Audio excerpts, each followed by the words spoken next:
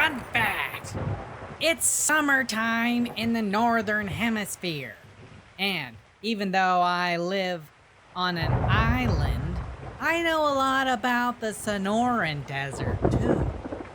And the cool thing about the Sonora Desert is it's kinda weird. Here's a weird fun fact about the Sonora Desert. It's a meteorological phenomenon that I have personally witnessed. It's called the Virga.